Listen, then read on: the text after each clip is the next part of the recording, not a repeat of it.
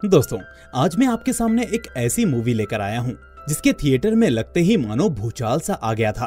खासकर आपके और मेरे जैसे लोगों का 3 हफ्ते के बाद भी मूवी हाउसफुल चल रही थी, जबकि ये शानदार मूवी साउथ बेल्ट से जुड़ी थी। मूवी के अंदर ना कोई खास एक्शन सीन थे और ना कोई मिर्च मसाला, लेकिन इसके अंदर थी कहानी और कहानी में डूबे इमोशंस। इसलिए दोस्तों, मैं आज आपके सामने इन इमोशंस को एक्सप्लेन करने जा रहा हूँ। आगे बढ़ने से पहले प्लीज इस वीडियो को लाइक और चैनल को सब्सक्राइब करना मत भूलना दोस्तों। तो मूवी की शुरुआत होती है जून 2022 में त्रिपाठी एजुकेशन इंस्टीट्यूट से, जहां पर कई सारे बच्चे पढ़कर अपने भविष्य की तैयारियां कर रहे होते हैं। नाम और पैसे के साथ साथ इस कॉलेज की फैसिलिटी भी कुछ कम नहीं होती, लेकिन अंदर की बात यह है कि इस कॉलेज में एजुकेशन की कोई वैल्यू नहीं होती। जैसे बिना किसी इंटरेस्ट के लेक्चरर क्लास लेता रहता है, स्टूडेंट या तो उसको सुनते नहीं या फिर सो रहे होते हैं और कोई गेम खेल रहा होता है। ऐसे में उन स्टूडेंट्स को दिक्कत होने लगती है जो वाकई वहां पढ़ने के लिए आते थे। और उनमें से एक है अभी नाम का लड़का, जो इस तरह क्लास लेकर बहुत इरिटेट हो जाता है और उसको घंटा कुछ समझ नहीं आता। अब घर आने के बाद अभी को ये बात पता चलती है कि उसके पिता दादाजी की वीडियो शॉप बेच रहे हैं, क्योंकि जिस तरह से अभी पढ़ाई कर रहा है उस हिसाब से उसको इंजीनियरिंग सीट नहीं मिलेगी, तो कम से कम पैसे देकर वो सीट तो मिल जाएगी और वो पैसे शॉप बेचकर ही आ पाएंगे। इसलिए अब अभी और उसके 2 फ्रेंड्स उसके दादाजी की शॉप पर जाकर उस दुकान को क्लीन करने लगते हैं। सफाई के दौरान अंदर इन तीनों को एक बहुत बड़ा बक्सा दिखता है। इस बक्से को ओपन करने पर उसमें पुराने वीडियो कैसेट्स मौजूद होते हैं। उन कैसेट्स को देखकर उन्हें ऐसा लगता है कि शायद ये कोई रेयर कलेक्शन होगा, इसलिए दादाजी ने इन कैसेट्स को इस बॉक्स में रख दिया होगा। इसलिए अब ये सारी कैसेट्स को घर ले जाकर प्ले करने लगते हैं। इसके बाद ये तीनों देखते हैं कि कैसेट्स के अंदर एक बंदा बोर्ड के ऊपर कुछ मैथ्स के प्रॉब्लम्स को सॉल्व कर रहा होता है। इन प्रॉब्लम्स को देखकर अभी को याद आता है कि ये प्रॉब्लम्स तो आज हमारे लेक्चरर ने होमवर्क में दिया था। अभी देखता है कि वीडियो वाला बंदा इस प्रॉब्लम को बहुत ही आसानी से एक्सप्लेन करने लगता है, जिससे उसकी समझ में सब कुछ आ जाता है। अब उस बक्से में और ढूंढने पर इन तीनों को एक एड्रेस मिलता है, तो ये तीनों उसी एड्रेस पर जाने लगते हैं। अभी अब यही सोचने लगता है कि अगर हम इस आदमी को ढूंढ लें और इससे कोचिंग लें तो इस बार हमें अच्छी सीट मिल जाएगी और दादाजी की शॉप को भी नहीं बेचना पड़ेगा। इस तरह अभी और उसके दोस्त उस गांव जाकर मूर्ति नाम के बंदे को तलाश करने लगते हैं। गांव वाले बताते हैं कि इसके लिए तुम्हें एक पियून से मिलना होगा। उनका घर गांव के बाईं तरफ है। इसके बाद ये तीनों उस पियून के पास पहुंच जाते हैं। पियून उन्हें बताता है कि ये कोई टीचर नहीं है, बल्कि ये खुद एक स्टूडेंट है जो कभी कभी हमारे कॉलेज में आता रहता है। अभी कहता है कि तो ये मूर्ति नाम का स्टूडेंट आखिर कहाँ मिलेगा और ये कहाँ रहता है। तो वो पियून बताता है कि ये मूर्ति कडप्पा शहर में मिलेगा। वो वही रहता है क्योंकि वो वहाँ का डीएम है। ये सुनकर तीनों के होश उड़ जाते हैं कि थोड़ी देर पहले ये कह रहे थे कि वो स्टूडेंट है और अब कह रहे हैं कि डीएम है, तो आखिर चक्कर क्या है। लेकिन फिर भी वो कुछ ज्यादा सोचे बिना कडप्पा शहर पहुंच जाते हैं। खैर, उसके बाद ये तीनों कलेक्टर मूर्ति के पास जाते हैं। अब ये देखते हैं कि वीडियो वाला बंदा मूर्ति और ये बैठा हुआ डीएम मूर्ति दोनों अलग अलग आदमी हैं। यही सोचकर अब ये तीनों वापस जाने लगते हैं कि कहीं कोई ना कोई मिस्टेक हुई है। लेकिन तभी डीएम मूर्ति इन तीनों को रोक लेता है और पूछता है कि कौन हो तुम लोग, अपने आप आए और अपने आप जा रहे हो, आखिर क्या चाहिए तुमको। तो अभी धीरे धीरे जो कुछ हुआ वो डीएम मूर्ति को बताने लगता है।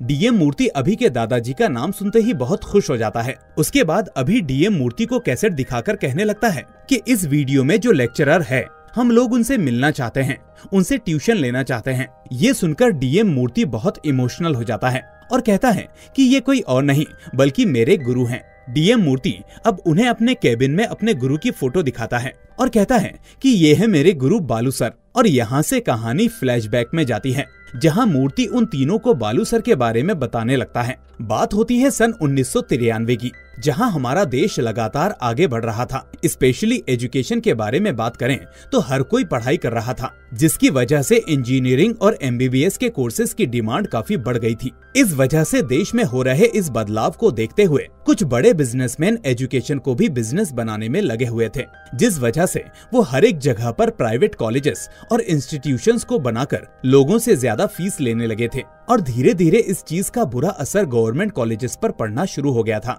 जिसकी वजह से गवर्नमेंट लेक्चरर्स को भी सैलरी नहीं दे पा रही थी। लेकिन वो बिजनेसमैन यहीं पर नहीं रुकते थे। गवर्नमेंट के उन लेक्चरर्स को ज्यादा सैलरी देकर अपने यहाँ काम दे देते थे और पैसे के अभाव में उन टीचर्स को आखिरकार उन प्राइवेट कॉलेजेस में ही पढ़ाना पड़ता था। उधर अब सरकारी कॉलेज में लेक्चरर्स ना होने की वजह से बहुत सारे गवर्नमेंट कॉलेजेस बंद होने लगते हैं और इस चीज का सबसे बड़ा असर गरीब स्टूडेंट्स पर पड़ता है, क्योंकि पैसे ना होने की वजह से वो बड़े कॉलेजेस में नहीं पढ़ सकते थे और सरकारी कॉलेज में पढ़ाने के लिए कोई था ही नहीं।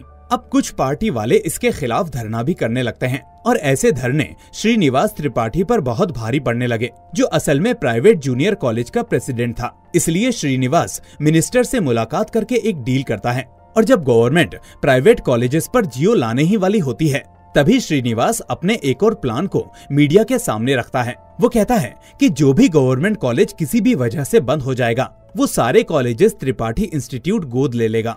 यानी सीधे से बात करें तो कॉलेज तो गवर्नमेंट के ही होंगे, लेकिन लेक्चरर्स श्रीनिवास के ही होंगे और सैलरी भी वही देगा। पर ये सुनने के बाद प्राइवेट कॉलेजेस के कुछ लोग श्रीनिवास से सहमत नहीं होते, इसलिए वो इन लोगों को अकेले में बुलाकर अपना मास्टर प्लान बताता है। वो कहता है कि हम लोग हमारे कॉलेज के बेस्ट लेक्चरर्स को गवर्नमेंट कॉलेज में नहीं भेजेंगे, बल्कि हमारे कॉलेजेस में जो ट्यूटर्स होते हैं ना, यानी कि न्यू लेक्चरर्स, हम सिर्फ उनको ही सरकारी कॉलेजेस में भेजेंगे। इसके बाद सीन शिफ्ट होता है और हम मिलते हैं बालू से, जिसका पूरा नाम था बाल गंगाधर। हम देखते हैं कि कॉलेज के स्टूडेंट्स का दिमाग पढ़ाई में नहीं होता, इसलिए वो बार बार लोगों से शर्त लगाकर शर्त को हार चुके होते हैं, यानी गैम्बलिंग। इसलिए अब बालू आकर उन लोगों को अच्छा सबक सिखाता है जो बच्चों को गैम्बलिंग में फंसाकर उनसे पैसा वसूल करते थे। खैर, दूसरे दिन श्रीनिवास सारे जूनियर लेक्चरर्स को इकट्ठा करके ये सारी बात बताने लगता है कि आप लोगों को पढ़ाने के लिए डिफरेंट जगह पर भेजा जाएगा और अगर आप लोगों का परफॉर्मेंस अच्छा होगा तो आपको अच्छी सैलरी भी मिलेगी। तभी बालू कहता है कि सर, अगर हमारी परफॉर्मेंस आपको अच्छी लगी तो हमको प्रमोशन दीजिएगा, ताकि हम भी अच्छे काम के लिए मोटिवेट हो सकें। ये सुनकर श्रीनिवास कहता है कि अच्छा ठीक है, अगर आपके सब्जेक्ट में हर एक स्टूडेंट पास हो गया तो आपको सीनियर लेक्चरर की पोस्टिंग मिल जाएगी। एक्चुअली श्रीनिवास त्रिपाठी का कैरेक्टर कुछ अलग होता है। अपने अंडर काम करने वालों को या तो सैलरी कम दो या प्रेशर ज्यादा दो। इसके बाद हम देखते हैं कि बालू के घर के पास ही अंसारी नाम का एक बंदा रहता है जो फ्री में बच्चों को ट्यूशन पढ़ाता रहता है। कभी कभी बालू अंसारी के घर आकर अपनी बातें शेयर करता था और ऐसा ही कुछ स्वभाव अंसारी का भी था। दोनों एक दूसरे से अपनी मन की बात शेयर किया करते थे। इस बीच बातों ही बातों में एक दिन बालू को पता चलता है कि अंसारी ने रिसेंटली ऊटी में कुछ जमीन खरीदी है, जिसके बारे में सुनकर बालू बहुत खुश होता है। इसके बाद वो अंसारी को बताता है कि मैं कल नए गांव जा रहा हूँ, जहाँ मुझे पढ़ाने के लिए शिफ्ट होना है। ये सुनकर अंसारी उसे बधाई देता है और घर आकर बालू के माता पिता भी ये जानकर बहुत खुश होते हैं कि बालू अपने पैरों पर मजबूती से खड़ा हो रहा है। इसके बाद दूसरे दिन बहुत सारे जूनियर लेक्चरर्स अपनी अपनी पोस्टिंग के हिसाब से उस गाँव में जाने लगते हैं जहाँ उन्हें भेजा जा रहा है। रास्ते में बालू के साथ दो बंदे भी शामिल होते हैं, जिसमें से एक होता है कार्तिक जो कि केमिस्ट्री लेक्चरर था और दूसरा था बुल रेड्डी जो एक फिजिक्स लेक्चरर था। खैर, अब रात होने के बाद ये तीनों उस गांव पहुंच जाते हैं। गवर्नमेंट कॉलेज का एक पियून जो मूवी की स्टार्टिंग में हमने देखा था ना, वो आदमी इन तीनों को अपना अपना रूम दिखाता है। इसके बाद दूसरे दिन कॉलेज में इन तीनों का बहुत ही अच्छे से स्वागत किया जाता है। इस बीच उस गांव का प्रेसिडेंट इन तीनों के साथ फोटो खिंचवाता है। फिर इन तीनों को कॉलेज के रूम्स दिखाए जाते हैं और इन्हीं में से एक रूम में बालू को मीनाक्षी नाम की एक लेक्चरर दिख जाती है जो बायोलॉजी पढ़ा रही होती है। बालू को पहली नजर में ही उससे प्यार हो जाता है और उसी तरह कार्तिक और बुल रेड्डी को भी। खैर, पहली क्लास होने की वजह से लेक्चरर्स और स्टूडेंट्स के बीच इंट्रोडक्शन का प्रोसेस चलता है। फिर दूसरे दिन जब बालू अपने कॉलेज जाता है तो कॉलेज में एक भी स्टूडेंट मौजूद नहीं होता। वो सोचने लगता है कि शायद स्टूडेंट थोड़ा लेट आएंगे, लेकिन बहुत देर होने के बावजूद भी एक भी स्टूडेंट नहीं आता। इसके बाद जब वो प्रिंसिपल से पूछता है तो वो बताता है कि इस कॉलेज में एक भी स्टूडेंट नहीं आता, वो तो कल आप लोग आ रहे थे, इसलिए प्रेसिडेंट साहब ने कुछ बच्चों को लाकर बिठा दिया था फोटो खिंचवाने के लिए। आप फिक्र मत करिए, धीरे धीरे आपको भी आदत हो जाएगी। ये सुनने के बाद बेचारे बालू के अरमानों पर पानी फिर जाता है। बोर होते हुए वो अपनी क्लासेस भैंसों को दे रहा होता है ताकि वो अपनी पढ़ाई को ना भूल पाए। फिर एक दिन बालू को गुस्सा हुआ देखकर मीनाक्षी उसके पास आकर कहती है कि 2 साल पहले इस कॉलेज में आसपास के गांव के स्टूडेंट्स भी आया करते थे, लेकिन जब प्राइवेट कॉलेजेस की वजह से गवर्नमेंट कॉलेजेस बंद हो गए तो पैसे वाले स्टूडेंट्स प्राइवेट कॉलेजेस में जाने लगे और जो बच्चे गरीब थे उन्होंने अपनी पढ़ाई स्टॉप कर दी। इस गांव के स्टूडेंट्स को जब एजुकेशन की जरूरत थी तब उनको एजुकेशन नहीं मिली, और आज जब आप लोग यहाँ आए हैं तो वो सारे बच्चे अपने घर के कामों में बिजी हो चुके हैं और वो उनकी मजबूरी है क्योंकि उनकी फैमिली को उनकी हेल्प की जरूरत है। ये सुनने के बाद बालू ठान लेता है कि वो कैसे भी करके इस कॉलेज में दोबारा स्टूडेंट्स को लाएगा। बालू यहाँ पर एक लक्ष्य को लेकर आया है और वो अपना लक्ष्य पूरा करेगा। इस तरह बालू और उस कॉलेज का प्यून मिलकर हर स्टूडेंट के घर जाकर उसे कॉलेज में आने के लिए कहते हैं, लेकिन दिक्कत ये होती है कि उस गांव का हर एक स्टूडेंट कोई ना कोई काम कर रहा होता है, चाहे वो लड़की हो या लड़का, और कुछ लड़के तो ताश खेलने के साथ साथ दारू भी पीना शुरू कर देते हैं। इसके बाद बालू को समझ आ जाता है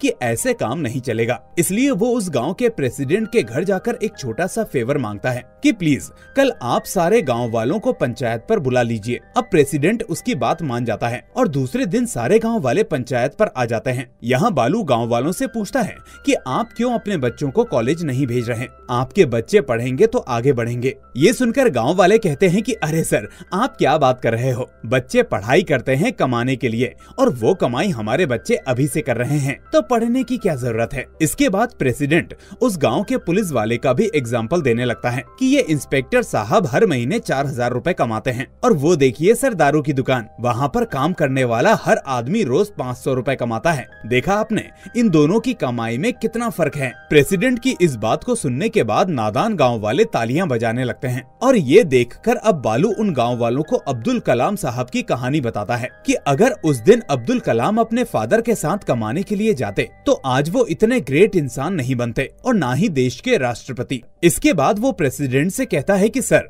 आपने अभी थोड़ी देर पहले इंस्पेक्टर को इज्जत से बुलाया इंस्पेक्टर साहब कहकर, जबकि आपने उस दारू की दुकान वाले बंदे को इज्जत नहीं दी। इसलिए पैसा तो किसी भी तरह से कमाया जा सकता है, लेकिन इज्जत सिर्फ एजुकेशन ही दिलवा सकती है। अब बालू की बातें सुनने के बाद वहाँ के स्टूडेंट्स तालियां बजाने लगते हैं और फाइनली बालू सारे स्टूडेंट्स से यही कहता है कि आप लोग मुझ पर भरोसा कीजिए, आपका फ्यूचर मेरी जिम्मेदारी है। अब बालू वहाँ से चला आता है और दूसरे दिन के लिए बहुत एक्साइटेड होता है, लेकिन इसके बावजूद भी दूसरे दिन कॉलेज में एक स्टूडेंट भी नहीं आता और ये देखकर बालू फिर से उदास हो जाता है। और जैसे ही वो उम्मीद तोड़ने वाला होता है कि तभी वहाँ पर एक एक करके सारे स्टूडेंट्स आ जाते हैं और इन्हीं स्टूडेंट्स में शामिल होता है मूर्ति, जिसकी माँ उसे मार पीट कर कॉलेज भेजती है। अब इसके बाद सारी क्लासेस शुरू हो जाती हैं और सब कुछ ठीक चलने लगता है। फिर एक दिन बालू अपने सारे स्टूडेंट्स को होमवर्क देता है। सारे स्टूडेंट्स अपना होमवर्क करके लाते हैं, लेकिन बालू देखता है कि सभी ने किसी से अपना होमवर्क करवाया है क्योंकि सभी की हैंडराइटिंग एक जैसी थी। अब पता चलता है कि इस गांव में शक्ति नाम का एक अपाहिज लड़का है जो पैसे लेकर इन सारे लोगों के नोट्स को लिखता था। हालांकि वो खुद अपनी पढ़ाई में बहुत अच्छा था, लेकिन माँ बाप के मरने के बाद उसने अपनी पढ़ाई छोड़ दी थी। अब वो दिन भर दारू पीते हुए और छोटे मोटे काम करते हुए अपनी जिंदगी गुजार रहा था। अब बालू को उससे लगाव हो जाता है, इसलिए वो शक्ति को अपने घर लेकर आता है और उल्टा उसे पढ़ाने के 30 रुपए रोज देने लगता है ताकि वो पढ़ाई ना छोड़े और उसका घर खर्च भी चलता रहे। अब इसी बीच कार्तिक और बुलरेडी कॉलेज छोड़कर चले जाते हैं क्योंकि मीनाक्षी ने इन दोनों का प्यार ठुकरा दिया। इस बात पर बालू उनसे पूछता है कि तुम यहाँ इश्क करने आए थे या पढ़ाने, तो वो दोनों कुछ नहीं कहते, बस कहते हैं कि यहाँ मन नहीं लग रहा और इतना कहकर वहाँ से चले जाते हैं। उनके जाने के बाद बालू सोचता है कि अब यही फिजिक्स और केमिस्ट्री भी पढ़ाएगा, इसलिए अगले दिन वो फिजिक्स और केमिस्ट्री की क्लासेस को अपनी क्लास में मर्ज होने को बोलता है, जिसके बाद स्टूडेंट्स उसकी क्लास में आने लगते हैं। लेकिन आने वाला कोई भी स्टूडेंट क्लास में बैठे बाकी स्टूडेंट्स के पास नहीं बैठता क्योंकि जो स्टूडेंट्स अभी आए थे उनमें से कुछ स्टूडेंट्स लोअर कास्ट के थे और वो किसी ऊंची कास्ट वाले के पास नहीं बैठ सकते थे। अब बालू ये सब समझ जाता है, इसलिए वो पहले तो लोअर कास्ट वालों को बाहर भेज देता है और उसके बाद वो वहाँ बैठे हायर कास्ट के स्टूडेंट्स को एक टॉपिक के बारे में बताने लगता है। फिर वो समझाने के बाद हायर कास्ट वालों को बाहर भेजता है और लोअर कास्ट वालों को अंदर बुलाकर कोई दूसरा टॉपिक समझाता है। फिर क्लास खत्म होने के बाद वो सभी से कहता है कि मैं कल तुम सभी का टेस्ट लूंगा जिसमें तुमको दोनों टॉपिक्स को समझाना होगा। ये सुनते ही सारे स्टूडेंट्स बालू से कहते हैं कि सर ये तो बहुत अन्याय है, आपने एक टॉपिक किसी और को बोला और दूसरा टॉपिक किसी दूसरे को, तो हम एक दूसरे को टॉपिक्स कैसे समझा पाएंगे। तो बालू ये सुनकर कहता है कि अच्छा, मैंने जो किया वो अन्याय था, लेकिन तुम लोग जो कर रहे हो वो क्या अच्छा है। चलो मान लो आगे की पढ़ाई के लिए आप लोग दूसरे शहर जाओगे, वहाँ पर आपके बगल में लोअर कास्ट का बंदा बैठेगा, तो क्या आप पढ़ने से मना कर दोगे? फिर अगर जॉब में आपका सीनियर ही लोअर कास्ट का आदमी निकला तो क्या उसके लिए काम करना बंद कर दोगे? और चलो ये भी छोड़ो, अब ये बताओ कि क्या आपने कभी सोचा कि मैं किस जाति का हूँ, लेकिन फिर भी आप मुझसे एजुकेशन ले रहे हो क्योंकि आप लोगों को मुझसे फायदा है। इसके अलावा आप लोगों ने शक्ति से अपने नोट्स लिखवा लिए, वो तो लोअर कास्ट का है, फिर आपने उसकी मदद क्यों ली? इसलिए ध्यान से सुनो, जहाँ पर हमको फायदा दिखता है वहाँ पर हमें जात पात नजर नहीं आती। इसलिए मैं दोबारा कह रहा हूँ, कल मैं इन दोनों टॉपिक्स पर टेस्ट रखूंगा। अब उसके बाद क्या था, सारे स्टूडेंट्स अब एक दूसरे को अपने टॉपिक के बारे में समझाने लगते हैं और बालू की ये बुद्धि देखकर मीनाक्षी भी उससे इम्प्रेस हो जाती है, जिसके बाद दोनों की लव स्टोरी भी शुरू हो जाती है। खैर, उसके बाद इंटर और फर्स्ट ईयर के रिजल्ट आ जाते हैं, जिसमें सारे स्टूडेंट्स पास हो जाते हैं और वो भी फर्स्ट क्लास में, जिसकी वजह से इस कॉलेज में एक जबरदस्त फंक्शन चलने लगता है। इस फंक्शन में प्रेसिडेंट श्रीनिवास त्रिपाठी को भी बुलाता है और उनसे केक कटवाता है। फिर थोड़ी देर बाद बालू श्रीनिवास से कहता है कि सर, इस बार बच्चे फर्स्ट क्लास आए हैं, लेकिन अगले साल ये बच्चे डिक्टेशन से पास होंगे। ये सुनकर श्रीनिवास का मूड खराब हो जाता है और वो बालू पर गुस्सा होने लगता है। वो कहता है कि तुम्हारी वजह से हमारे कॉलेज के सारे स्टूडेंट्स इसी कॉलेज को ज्वाइन करना चाहते हैं। अगर सारे मिडिल क्लास के स्टूडेंट्स गवर्नमेंट कॉलेज को चले गए तो हमारा बिजनेस कैसे चलेगा? हर एक बिजनेस में मिडिल क्लास ही टारगेट होता है। आजकल तो यही ट्रेंड चल रहा है, जीरो फीस यानी जीरो एजुकेशन, और जितना ज्यादा फीस तो उतनी हायर एजुकेशन। अब श्रीनिवास का ये रूप देखकर बालू के तो होश ही उड़ जाते हैं। वो समझ जाता है कि श्रीनिवास ने सारे गवर्नमेंट कॉलेजेस को इसीलिए टेक ओवर किया है ताकि वो इस एजुकेशन के बिजनेस से अपने पैसे को डबल ट्रिपल कर सके। खैर, अब श्रीनिवास कहता है कि तुम जैसे टैलेंटेड बंदे यहाँ पर नहीं रहने चाहिए, तुमको मैं प्रमोशन दूंगा और अच्छी सैलरी भी दूंगा, तुम प्राइवेट इंस्टीट्यूट में पढ़ाने लगो और इस गांव को छोड़ दो। लेकिन बालू इसके लिए मना करने लगता है कि सर, बुरा नहीं मानिएगा, लेकिन मेरे लिए आपके ऑफर से ज्यादा इन बच्चों का फ्यूचर इम्पोर्टेंट है। अब बालू का ये प्लान कामयाब ना हो, इसलिए श्रीनिवास कुछ पॉलिटिकल लीडर्स से मुलाकात करके कॉन्ट्रैक्ट लेक्चरर्स की जॉब को कैंसिल करने के लिए कहता है और ऑपोजिशन पार्टी मेंबर भी इसके लिए धरना करने लगता है। इस तरफ गांव में भी प्रेसिडेंट के कहने पर बालू को गांव वाले इग्नोर करने लगते हैं। उधर बालू का फादर, जिसके पास ड्राइवर का काम करता था, उसका ओनर भी उसे बिना कोई रीजन दिए नौकरी से निकाल देता है। इसके बाद गवर्नमेंट ये निर्णय लेती है कि जो कॉन्ट्रैक्ट लेक्चरर्स सरकारी कॉलेज में भेजे गए थे उनको वापस बुला लिया जाए और उनकी जगह पर वापस कैसे भी गवर्नमेंट लेक्चरर्स को भेजा जाए। इसके बाद बालू को भी वापस जाने का नोटिस मिल जाता है और ठीक इसी मोमेंट पर मीनाक्षी और उसकी माँ गंगा नहाने के लिए काशी के लिए रवाना हो जाते हैं। अब शक्ति का सेकेंड ईयर सप्लीमेंट्री एग्जाम होता है, लेकिन शक्ति पढ़ाई करने की जगह दोबारा दारू पीना स्टार्ट कर देता है और बालू के सामने ही अपनी हॉल टिकट को जलाने लगता है। जब मुझे अपनी पेरेंट्स की जरूरत थी तो वो मुझे छोड़कर चले गए, इसके बाद आप मेरी जिंदगी में आए और मेरी जिंदगी को पटरी पर लाए, लेकिन अब आप भी जा रहे हो तो क्या करूंगा मैं पढ़ाई करके। इतना बोलकर शक्ति बालू के घर से चला जाता है। रात भर बालू इस बारे में सोचता है और एग्जाम होने तक बच्चों को पढ़ाने का डिसीजन लेता है। इसलिए अगले दिन वो किसी के खेत में छोटी सी झोपड़ी बनाकर सारे स्टूडेंट्स को बुलाता है और स्टूडेंट्स भी वहाँ पढ़ने के लिए आने लगते हैं। अब ये बात प्रेसिडेंट श्रीनिवास को कॉल करके बताता है, इसीलिए प्रेसिडेंट अपने आदमियों को बालू के पास भेजकर उसकी झोपड़ी उजाड़ देता है और इसी बीच पुलिस वाले वहाँ आकर बालू को झूठे इल्जाम में गिरफ्तार करके पुलिस स्टेशन ले जाते हैं और उसको बहुत मारते पीटते हैं। अब ये बात जब बालू के स्टूडेंट्स को पता चलती है तो सारे स्टूडेंट्स पुलिस स्टेशन पर हमला कर देते हैं, जिसमें खुद प्रेसिडेंट की बेटी भी शामिल होती है जो बालू की ही स्टूडेंट थी। और थोड़ी देर बाद उन बच्चों के माँ बाप वहाँ आकर अपने बच्चों को मार पीट कर अपने घर ले जाते हैं। अब दूसरे दिन प्रेसिडेंट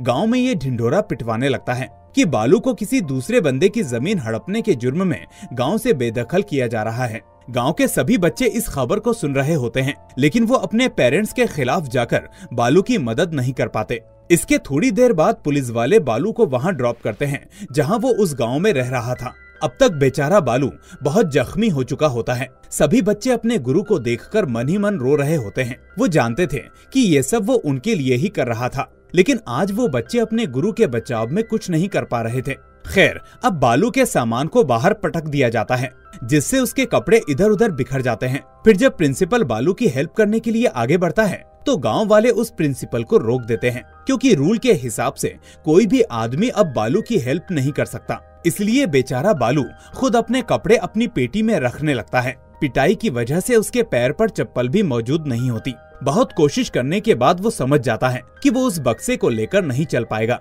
इसलिए वो सिर्फ अपनी बुक्स उठा लेता है और कपड़ों को वहीं सड़क पर छोड़ देता है। इसके बाद वो घायल स्थिति में तपती धूप के नीचे नंगे पैर ही उस गांव से बस स्टॉप तक जाने लगता है। वो इतना जख्मी होता है कि इस वक्त ठीक से चल तक नहीं पाता। कई बच्चे उसकी हेल्प ना कर पाने की वजह से शर्म के मारे घर के अंदर ही चले जाते हैं। तभी सामने से आ रहा शक्ति बालू को इस हालत में देख लेता है और उसकी मदद करने के लिए आगे बढ़ता है, लेकिन प्रेसिडेंट के आदमी उसको बालू की हेल्प नहीं करने देते और उसे उसके पास नहीं जाने देते। वो शक्ति को वहीं जमीन पर पटक कर आगे बढ़ने से मना कर देते हैं। अब शक्ति देखता है कि उसको नीचे गिरते ही इतनी तेज धूप की चुभन हुई तो बालू सर का नंगे पैर क्या हाल हो रहा होगा। इसलिए वो फौरन उठता है और पास में लगे हैंडपंप को लगातार चलाता रहता है जब तक कि वो ओवरफ्लो ना हो जाए। वो देखता है कि ओवरफ्लो के बाद भी पानी बाहर नहीं जा रहा, इसलिए वो पास पड़ी लोहे की रॉड से उस हैंडपंप की आड़ को तोड़ देता है, जिससे पानी बालू की तरफ जाने लगता है।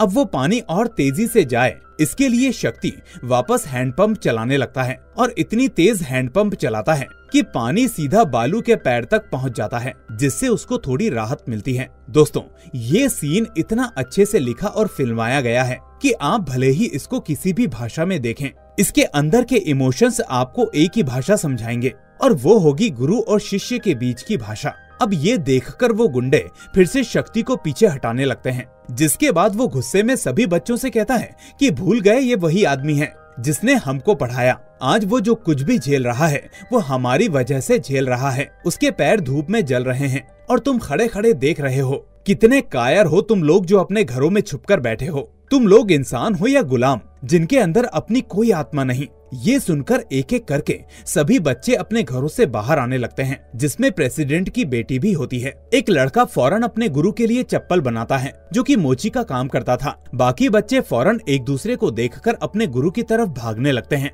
तभी एक लड़का आकर बालू को गिरने से बचा लेता है और उसे देखकर प्रेसिडेंट उस बच्चे को वहाँ से हटाने के लिए कहता है। उस बच्चे के मना करने पर प्रेसिडेंट उसके पिता से कहता है कि वो उसको वहाँ से हटा ले। इसलिए उस लड़के का पिता उससे कहता है कि बालू सर को जाने दो बेटा, उनका गांव निकाला हो चुका है, इसलिए कोई उनकी मदद नहीं कर सकता। उनको अकेले ही जाना होगा, उनको जाने दो, नहीं तो हमें भी इस गांव से निकाल देंगे। ये सुनकर वो लड़का कहता है कि बाबा, आप आज भी मुझे रोक रहे हैं। हम लोग तो पहले ही इस समाज से निकाले हुए हैं। शिक्षा ही इस दुनिया का सबसे बड़ा धन है और उस धन को देने वाला ये गुरु ही हमारा असली भगवान है। मैंने एक भगवान को बचपन से मंदिर के अंदर देखा था और आज इस रूप में देख रहा हूँ। क्या डायलॉग है भाई, लिटरली गूज़बम्स आ गए। इतने में अब बाकी बच्चे उसके सामान को उठाकर लाते हैं। वो मोची वाला लड़का फौरन अपने गुरु को अपने हाथों से बनाई हुई चप्पल पहनाता है और फिर सभी मिलकर अपने गुरु को लेकर बस स्टॉप तक जाने लगते हैं। तभी बीच में तेज बारिश होने लगती है तो एक लड़का मंदिर की छतरी लेकर बालू को भीगने से बचाता है और इसके बाद प्रेसिडेंट की लड़की उस बस ड्राइवर को अपने कुछ कंगन देकर बालू के गांव का नाम बताती है और उसे वहां पर ड्रॉप करने को कहती है। बालू को अलविदा कहते वक्त हर स्टूडेंट की आंखों में आंसू होते हैं। उसके बाद बेचारा बालू इस हालत में अपने घर वापस आ जाता है, जहां उसके पिता उसको इस हालत में देखकर शॉक हो जाते हैं। फिर कुछ दिनों बाद जब मीनाक्षी और उसकी माँ वापस अपने घर आते हैं तो सारे गांव वाले मीनाक्षी को जो हुआ वो सब बताने लगते हैं। मीनाक्षी फौरन बालू को कॉल करके उसके हालचाल के बारे में पूछती है। अब उस वक्त सेलफोन वगैरह नहीं थे, इसलिए पीसीओ से कॉल होती थी। खैर, अब जो कॉलेज में नए लेक्चरर्स होते हैं वो पढ़ाते कम और सोते ज्यादा हैं। फिर जब बालू इंटरव्यूज के लिए जाता है तो कोई भी कॉलेज बालू को जॉब नहीं देता, जिसकी वजह से बेचारा बालू अपने घर में ही बच्चों को ट्यूशन देने लगता है। अब इस दरमियान मीनाक्षी बालू के घर आती है, क्योंकि बालू ने मीनाक्षी को शादी के लिए कुछ रिप्लाई नहीं दिया था। बालू की माँ मीनाक्षी को देखकर उसे एक्सेप्ट कर लेती है और इसी बीच एक दिन मीनाक्षी बालू से कहती है कि आपने तो हमारे स्टूडेंट को अनाथ ही कर दिया, क्या आप अपना लक्ष्य भूल गए? बालू कहता है कि नहीं, लेकिन मैं थक चुका हूँ, हार चुका हूँ, मैं कैसे स्टूडेंट्स को पढ़ा सकता हूँ, मैं तो उस गाँव में भी नहीं जा सकता। लेकिन मीनाक्षी उसको मोटिवेट करने लगती है और तभी बालू को वीडियो कैमरा देखकर एक जबरदस्त आइडिया आता है। बालू मीनाक्षी के साथ उसके गांव आता है और फिर भूषण ऑडियो स्टूडियो से एक छोटी सी हेल्प मांगने लगता है। लेकिन वो हेल्प ये है कि भूषण का एक थिएटर होता है जिसमें सिर्फ एडल्ट फिल्म ही चलती हैं। इसलिए वो हर रोज शाम 6 बजे सारे स्टूडेंट्स को इस थिएटर में जमा करने के लिए कहता है और इस तरह सारे स्टूडेंट्स अब शाम को 6 बजे इस थिएटर में जमा होते हैं। ये सारे स्टूडेंट्स यही सोचकर आते हैं कि रजनीकांत की मूवी देखने को मिलेगी, लेकिन जब प्रोजेक्टर ऑन होता है तो पर्दे पर बालू नजर आता है। तो इस तरह से बालू वीडियो के जरिए अपने स्टूडेंट्स को क्लास देने लगता है। इस बीच एक दिन मीनाक्षी बालू को कॉल करके ये पूछती है कि स्टूडेंट्स को कई सारे डाउट्स हैं, आखिर उनको दूर कैसे किया जाए। तो बालू दोबारा एक जबरदस्त आइडिया लगाता है। वो हर संडे मीनाक्षी के गांव में नाटक करने जाता है। नाटक खत्म होने के बाद थिएटर में आकर अपने स्टूडेंट्स के डाउट्स को क्लियर करता रहता है। इस बीच एक दिन वो पुलिस वाला थिएटर में जाते हुए बालू को इस गांव में देख लेता है, लेकिन ये इंस्पेक्टर किसी को कुछ भी नहीं बताता। इसके बाद जब फाइनली एग्जाम शुरू होते हैं तो बालू के स्टूडेंट्स भी एग्जाम लिखने के लिए आकर सेंटर पर श्रीनिवास को देखते हैं। इतने सारे स्टूडेंट्स को यहाँ पर देखकर श्रीनिवास तो शॉक में ही रह जाता है। उसके बाद श्रीनिवास त्रिपाठी अपने एक आदमी को बुलाकर बालू के बारे में पता करने के लिए कहता है। तो वो बंदा पता कर लेता है कि बालू आजकल क्या कर रहा है। बालू उधर अपनी क्लासेस की वीडियोस बनाकर अपने स्टूडेंट्स को पहुंचाता रहता है। उसके बाद श्रीनिवास प्रेसिडेंट को कॉल करके कहता है कि कल एमसेट का एग्जाम है, इसलिए मैं नहीं चाहता कि तुम्हारे गांव का एक भी स्टूडेंट्स उस एग्जाम को दे। इस बात को अच्छे से याद रखना। इधर प्रेसिडेंट को भी पता चल चुका होता है कि सारे स्टूडेंट्स थिएटर इसलिए जाते हैं ताकि वो क्लासेस ले सकें। इसलिए वो प्रेसिडेंट श्रीनिवास को सीधा मना कर देता है कि मैं उन बच्चों को नहीं रोक सकता।